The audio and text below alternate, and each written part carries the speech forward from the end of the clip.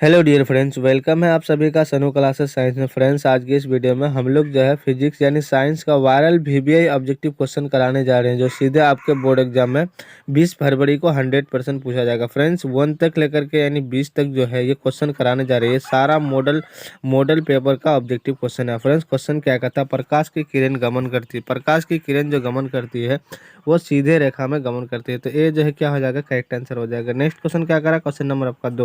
Question number 2 क्या कहता है, प्रकाश का वेग न्यूनतम होता है। तो प्रकाश का वेग जो होता है न्यूनतम होता है वो कांच में होता है। तो आपका डी जो है क्या हो जाएगा फ्रेंड्स, यानी करेक्ट आंसर हो जाएगा।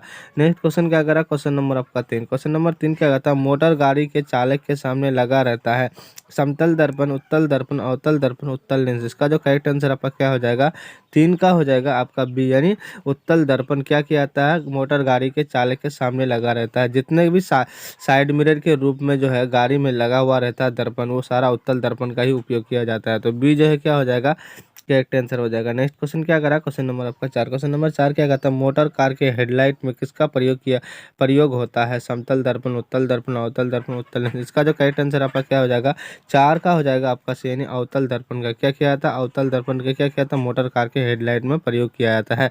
तो सी जो है क्या हो जाएगा, करेक्ट आंसर हो जाएगा। नेक्स्ट क्वेश्चन क्या करा, क्वेश्चन नंबर आपका यानी 5। क्वेश्चन नंबर 5 क्या होता है, समतल दर्पण द्वारा बना प्रतिबिंब होता है वास्तविक काल्पनिक दोनों, इनमें से कोई नहीं। इसका जो करेक्ट आंसर आपका क्या हो जाएगा, 5 का हो जाएगा आपका बी, यानी काल्पनिक होता है। क्या होता है, समतल दर्पण द्वारा बना प्रतिबिंब काल्पनिक होता है। तो बी जो है क्या हो जाएगा, आपका करेक्ट आंसर हो जाएगा। नेक्स्ट क्वेश्चन क्या कह रहा है, क्वेश्चन नंबर आपका यानी 6। क्वेश्चन नंबर 6 क्या कह रहा है, लेंस की क्षमता का एसआई मात्रक होता है डायफ्टर, ल्यूमेन, लक्स या एंगस्ट्रम। इसका जो करेक्ट आंसर आपका क्या होता है, लेंस का एसआई मात्रक जो होता है वो डायफ्टर होता है। तो ये जो है क्या हो जाएगा, करेक्ट आंसर हो जाएगा। नेक्स्ट क्वेश्चन क्या करा, क्वेश्चन नंबर आपका 7। क्वेश्चन नंबर 7 क्या कहता है, प्रकाश की किरणों का पथ दर्शाने वाले चित्र यानी क्या कहलाता है, किरण आरेख, फोकस, किरण पुंज, इनमें से सभी। इसका जो करेक्ट आंसर आपका क्या हो जाएगा, 7 का हो जाएगा आपका, यानी किरण आरेख कहलाता है। तो ये जो है क्या हो जाएगा, करेक्ट आंसर हो जाएगा।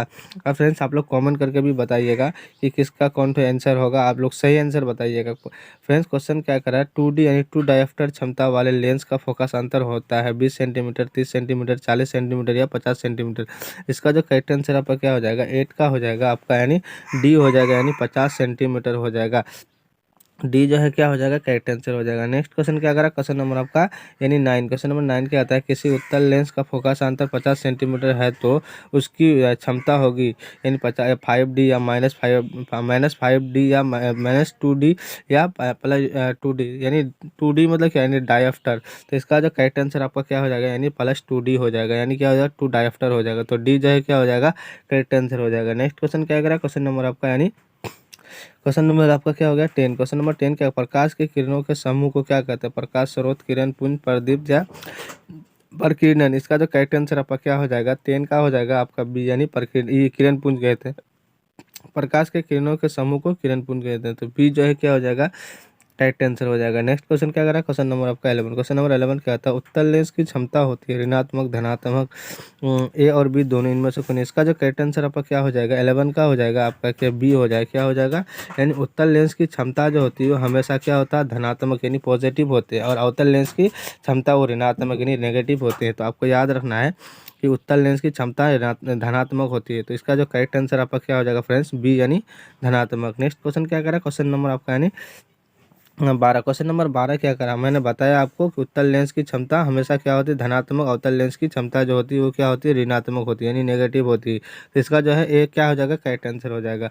नेक्स्ट क्वेश्चन क्या करा, क्वेश्चन नंबर आपका यानी 13। क्वेश्चन नंबर 13 क्या कहता है, उत्तल लेंस को कहते हैं कि अभिसारी लेंस, द्विउत्तल लेंस, अपसारी लेंस या इनमें से कौन। इसका जो करेक्ट आंसर आपका क्या हो जाएगा, 13 का हो जाएगा आपका, यानी उत्तल लेंस को क्या कहते हैं, अभिसारी लेंस कहते हैं, और अवतल लेंस को अपसारी लेंस कहते हैं। तो आपको ये भी याद रखना है।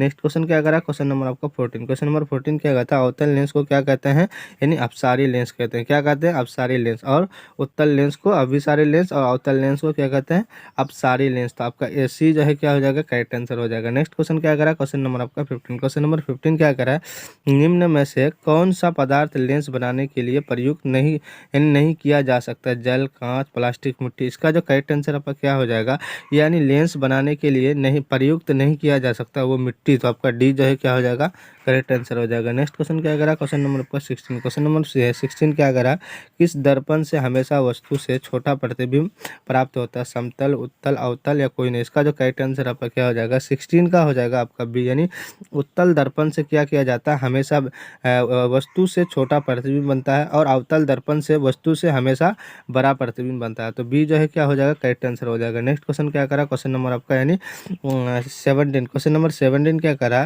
किस दर्पण से वस्तु का बड़ा प्रतिबिंब बनता है, वो अवतल दर्पण से क्या बनता है, वस्तु से बड़ा प्रतिबिंब बनेगा तो अवतल से, और वस्तु से छोटा जो बनेगा वो उत्तल से। तो आपको याद रखना होगा किस दर्पण से वस्तु का बड़ा प्रतिबिंब बनता है, वो अवतल से। तो बी जो है क्या हो जाएगा, करेक्ट आंसर हो जाएगा। नेक्स्ट क्वेश्चन क्या करा, क्वेश्चन नंबर आपका यानी 18। क्वेश्चन नंबर 18 क्या कहता है, प्रकाश के परावर्तन के कितने नियम होते हैं। तो प्रकाश के परावर्तन के जो नियम होते हैं वो 2 होते हैं। क्या होते हैं, 2 होते हैं। तो बी जो है क्या हो जाएगा, आपका करेक्ट आंसर हो जाएगा।